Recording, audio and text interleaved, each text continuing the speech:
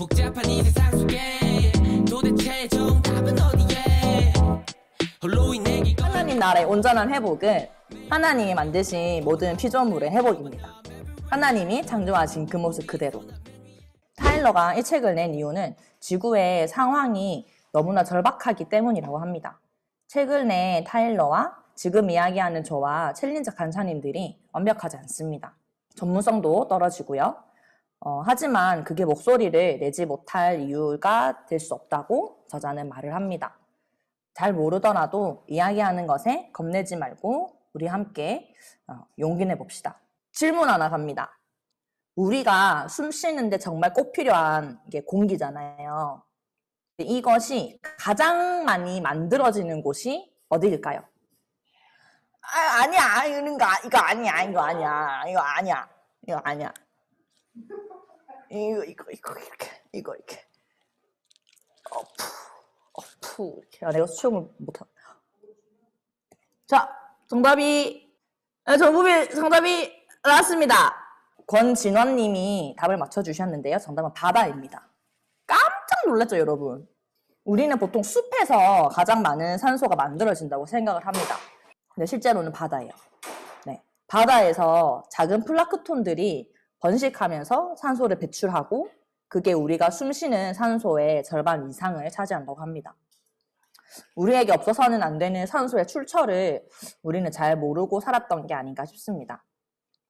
저는 이렇게 담당하고 있는 지부학생들은 알 건데 제가 야구를 참 좋아해요. 작년에 여름 야구를 많이 못 봤습니다. 뭐 이유가 골대인 곳도 있는데 기후위기로 인한 긴 장마 때문이었어요. 기후위기가 과연 비가 많이 오는 것에만 영향을 미칠까요? 아닙니다. 이번 봄 다들 감기 안 걸리고 잘 보냈나 모르겠네요. 원래 봄이 일교차가 크다고 하지만 올 봄은 유난히 더 일교차가 크게 느껴지는 것 같아요. 지난 5월 2일 주일에 날이 갑자기 좀 쌀랑해졌죠? 그때 강원도에는 눈이 내렸다고 합니다. 전 이런 걸 보면서 우리가 안전 불감증에서 여전히 벗어나지 못하고 있다고 생각을 합니다. 여러분, 2050년에 어떤 생활을 하고 있을 것 같습니까?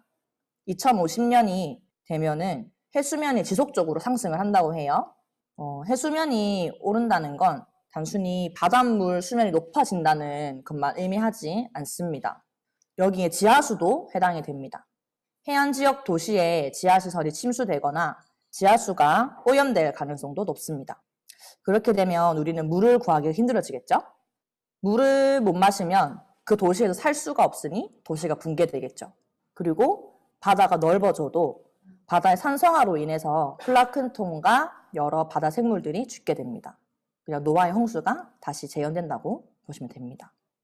지금과 같은 상황으로 우리가 계속 살아가게 되면은 2050년에 충청도와 전라도 쪽 그리고 김해공항과 인천공항이 물에 잠긴다고 합니다. 2050년이면 여러분 나이가 어떻게 되나요? 네, 저는 환갑을 앞두고 있겠네요. 되게 좀 먼 미래라고 생각을 할 수 있을 것 같아요. 하지만 그날은 곧 다가오고 우리가 여행을 가고 싶어도 가고 싶은 여행지가 사라질 수가 있고 비행기를 타러 갈 공항이 사라지게 됩니다. 더 최악은 내가 살고 있는 집이 물에 잠기거나 불타 사라지게 되는 거죠. 단순히 해수면이 얼마 오른다는 숫자만 볼 게 아닙니다. 지구 기온 상승으로 인해 가장 뜨거워진 곳은 바다입니다. 바다의 수온 상승은 태풍의 피해를 키우게 됩니다. 그래서 심한 등급의 태풍이 더 많이 생기게 되겠죠. 우리는 지금 코로나19로 인해서 아주 많은 부분을 희생하고 포기하고 견디고 있습니다. 근데 이 코로나 바이러스가 요즘 변이가 되고 있죠. 또 생태학자이신 이화여대 최재천 교수님은 코로나가 3년마다 계속 올 수 있다고 하셨어요. 너무 끔찍하지 않아요? 근데 이 얘기는 이 교수님만 하신 것이 아닙니다. 세계보건기구 WHO와 IPCC 기후변화 정부 간 협의체는 기후위기로 인해 앞으로 감염병이 더 자주 닥칠 거라고 경고합니다. 코로나19는 우리가 겪을 일의 극히 일부분인 거죠. 타일러는 책에서 인수공통 감염병이 발병하고 확산하는 배후에는 기후위기가 있고 이로 인해 야생동물 서식지가 파괴되면서 바이러스나 균을 가진 동물과 인간의 접촉이 늘어난다고 합니다. 또 바이러스나 균을 옮기는 모기와 진드기의 서식지가 이동하면서 연관 내 전염병이 확산된다고 해요. 우리는 기후 위기에 전혀 준비가 되어 있지 않습니다. 우리의 관심사가 아니었던 거죠. 요즘 사람들의 관심은 뭐죠? 요즘 어떤 거에 관심을 두고 사십니까, 여러분? 보통 대부분 사람들이 재테크를 많이 관심을 갖고 사는 것 같아요. 가지고 있는 재산을 조금 이렇게 윤택하게 불려보고자 하는데, 지구가 안전하지 못한데 그게 다 무슨 소용이 있겠습니까? 가능하면 이 계기를 통해서 자연의 회복 능력을 고민하고 기후 위기에 대응할 유연함을 갖췄으면 좋겠습니다. 그래서 우리는 기후 위기에 대해 이야기를 해야 하고 환경에 대한 정책을 내놓는 정치인들을 발견하고 투표해야 합니다. 단순히 환경이라고 했을 때 분리수거 잘하고 물 아껴 쓰고 플라스틱 사용 줄이면 되겠지라는 생각은 너무 소극적인 반응이에요.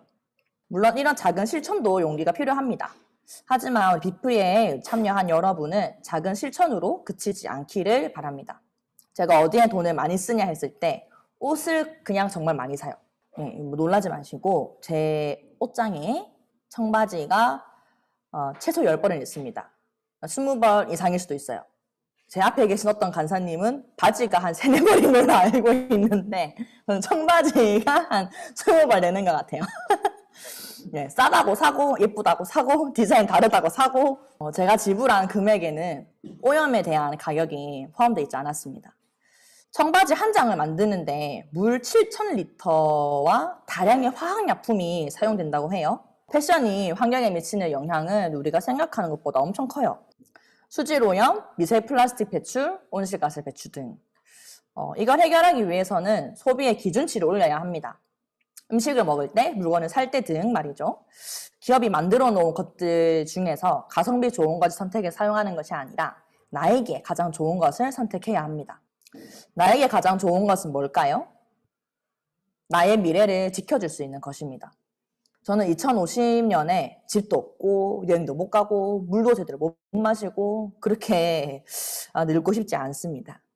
물론 우리에게 당장 내일이 허락되는지 알 수 없지만 여러분 어떤 미래를 맞이하고 싶으신가요? 그러니까 예수님 다시 오실 그날 예수님 오시면 오히려 좋아. 좋지. 근데 이 땅에서 우리에게 찾아올 미래는 그런 것이 아닐 수가 있습니다. 수단이 바뀌지 않는다면 우리가 맞이하게 될 미래는 이렇게 파국입니다. 여러분, 우리가 배출하는 쓰레기들이 어떻게 재활용이 되거나 처리되고 있는지 혹시 아시나요?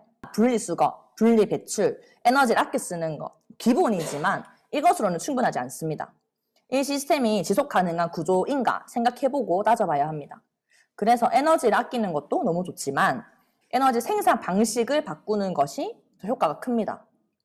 우리의 정말 작고 소중한 움직임은 말 그대로 정말 작거든요. 기후 위기로 우리 모두가 위험에 처해 있는데 어떻게 해야 할까요?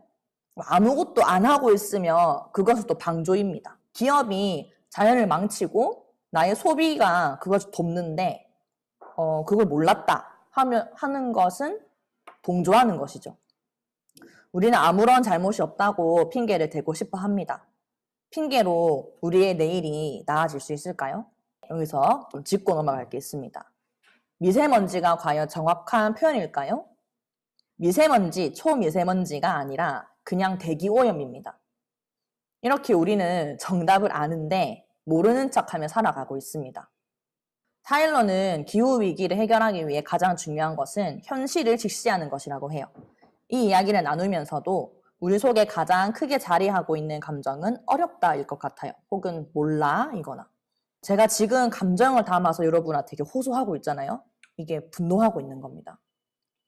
현실을 직시하면 분노하게 됩니다. 네. 지구온난화의 문제는 1950년부터 알고 있었다고 해요. 근데 지금은 2021년이죠? 무엇이 얼마나 바뀌었나요? 네. 더 심각해지고 문제가 커지고 있습니다. 해결된 것이 하나도 없습니다. 네. 화가 나서 요구를 해야 바꿀 수가 있습니다. 그렇다고 아베을 내려놓고 환경을 위해 싸우자 이렇게 말하는 게 아니고요. 그만큼 우리가 가지고 있는 수단을 잘 이용해야 한다는 거죠. 그럼 우리는 어떤 수단을 가지고 있을까요? 그만큼 중요하다는 거지.